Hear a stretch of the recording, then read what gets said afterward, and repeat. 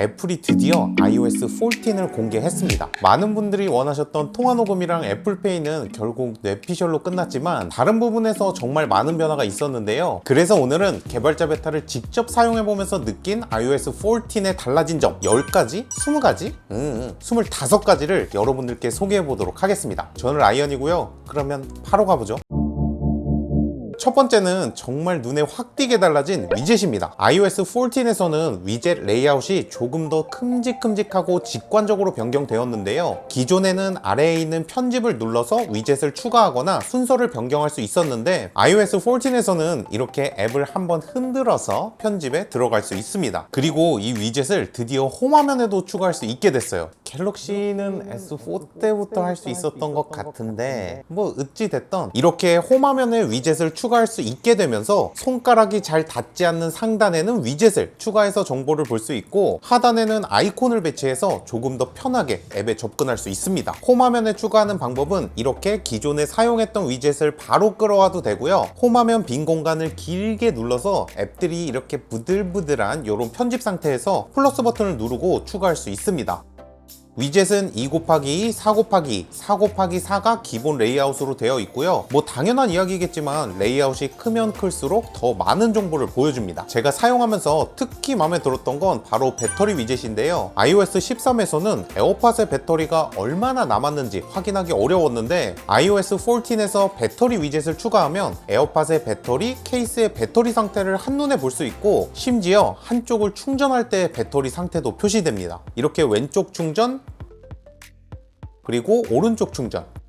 하지만 이 위젯들은 안드로이드처럼 내 마음이 가는 대로 배치할 수는 없고 애플이 정한 방식대로만 배치할 수 있습니다. 이런 위젯 하나도 정말 애플스럽죠. 또 스마트 스택이라는 기능도 추가되었는데요. 스마트 스택은 시간이나 위치 혹은 사용자의 활동을 토대로 적절한 위젯을 자동으로 표시해준다고 합니다. 그런데 며칠 써보니까 그렇게 유용하지는 않더라고요. 오히려 같은 사이즈의 위젯을 겹쳐서 나만의 위젯으로 만들 수 있기 때문에 정말 필요한 정보만 보기에는 이 방법이 개인적으로는 더 좋아 보입니다. 또 다른 새로운 기능은 픽처인 픽처입니다. 개발자 버전임에도 불구하고 상당히 자연스럽게 전환되는 모습을 보여줬습니다. PIP의 가장 작은 사이즈는 아이폰 11 프로 기준 1.5인치, 가장 큰 사이즈는 2.1인치 정도로 볼 수 있었고 좌측이나 우측에 숨기거나 화면을 끄고 소리만 듣다가 열었을 때도 끊김없이 부드럽게 연결되는 모습을 볼 수 있습니다. 제가 테스트를 해보니까 넷플릭스와 트위치에서는 바로 PIP 모드로 사용이 가능했지만 유튜브에서는 지원이 되지 않았습니다. 아마 안드로이드에서도 유튜브 프리미엄 가입자들만 사용할 수 있었던 기능이기 때문에 추후 유튜브 앱에서 어떻게 지원할지는 지켜봐야 할 것 같습니다. 하지만 사파리에서 유튜브 영상을 볼 때는 PIP를 사용할 수 있고요. 드디어 아이폰도 4K HDR을 지원합니다. 4K 영상은 OLED 디스플레이를 가지고 A12 칩셋 이상을 가진 아이폰에서만 지원되기 때문에 아이폰 XS, XS Max, 11 프로, 11 프로 맥스에서만 지원될 것으로 보입니다.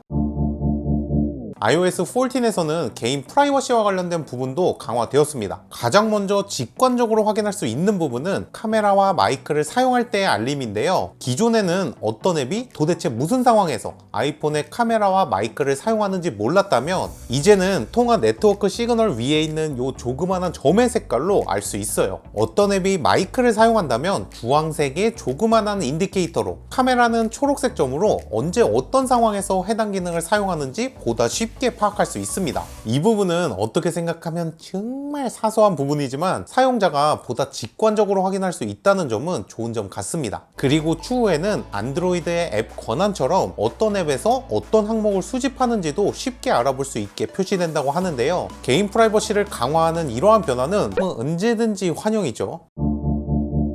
iOS 14에서는 다양한 알림들도 변화가 있는데요. 가장 먼저 시리는 이런 뭔가 있어 보이는 구슬 같은 모양으로 바뀐 것과 동시에 알림도 배너 형태로 바뀐 모습을 볼 수 있습니다. 그리고 수신 전화도 이렇게 전체 화면을 가리지 않는 배너 알림으로 변경되었는데요. 그래서 꼴보기 싫은 사람이 전화 왔을 때 기존에는 상대방이 전화를 끊을 때까지 요렇게럼 기다려야 했다면 이제는 다른 작업을 하면서도 안 받아 하면서 자연스럽게 전화를 씹을 수 있습니다. 뿐만 아니라 에어팟이 아이폰에 연결되거나 배터리가 10% 미만일 때 오는 알림도 추가되었고 다른 앱에서 글자를 복사하고 붙여넣기 할 때 도대체 어떤 앱에서 복사를 했는지 상단에 표시해주는 알림도 업데이트 되었습니다. 그리고 새롭게 추가된 정말 신기한 알림도 있는데요. 바로 소리 인식 알림입니다. 소리 인식은 특정 상황의 소리를 인식한 경우에 알림을 주는 기능인데요. 이렇게 보면 사이렌이나 불소리도 인식하고 심지어는 반려동물의 소리까지 인식해서 알림을 보내줍니다.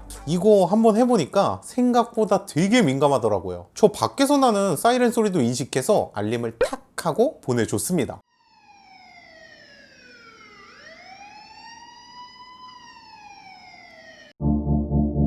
카메라에 관련된 기능들도 정말 실사용자가 체감할 만한 깨알같은 업데이트가 있었는데요. 일단 좌우로 반전돼서 저장됐던 셀카는 전면 카메라 좌우 방향 유지를 활성화해서 뷰파인더에 찍히는 그대로 저장할 수 있습니다. 그래서 셀카는 내가 보는 화면 그대로 저장이 되고요. 또 나이트 모드로 촬영할 때 흔들리지 않는 사진을 찍을 수 있도록 이런 십자가 모양의 가이드가 생긴 모습도 확인할 수 있습니다. 또 상세 설정 메뉴에서 노출을 수동으로 조절할 수 있는 메뉴도 따로 생겼어요. 그리고 카메라에 맞춰서 사진 앱에도 변화가 있는데요. 사진 앱에서 이렇게 위에 있는 점점점을 누르면 필터 메뉴가 새로 생겼는데 여기서 사진이나 비디오 혹은 편집된 사진만 바로 볼 수 있게 변경되었습니다. 또 이렇게 사진을 위로 살짝 올리면 캡션도 추가할 수 있는데요. 사진에 대한 설명을 간단하게 적으면 나중에 어떤 비슷한 사진을 찾을 때 검색으로 보다 빠르게 찾을 수 있습니다. 또 전면 트루뎁스 카메라를 사용하는 미모지도 업데이트 되었어요. 이렇게 보면 새로운 모양들이 꽤 추가된 모습이고 요즘 시국에 딱 맞는 이런 마스크도 추가되었습니다.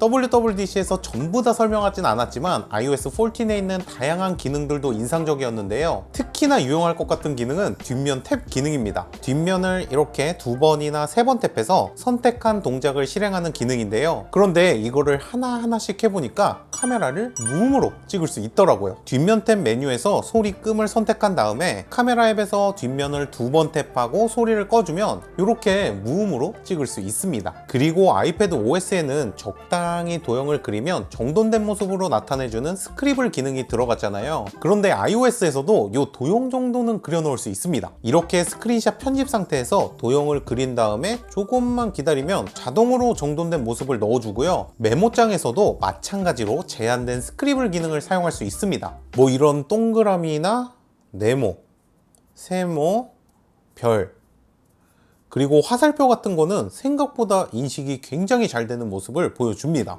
그리고 기본 앱들도 보다 편하게 사용할 수 있게 개선이 되었는데요. 메시지에서는 자주 연락하는 사람을 고정해서 빠르게 연락을 할 수도 있고, 필터를 통해서 알고 있는 발신자와 알 수 없는 발신자를 구분할 수도 있습니다. 또 캘린더 앱에서 시간을 설정할 때 기존 돌리기 방식에서 숫자를 적어 넣는 방식으로 변경되었고요. 알람 추가도 마찬가지로 시간을 직접 입력하는 방식으로 변경되었습니다. 그래서 내가 원하는 숫자를 보다 빠르게 입력할 수 있다는 점은 좋은데, 그런데 햅틱 피드백이 빠졌습니다. 아닐 거야.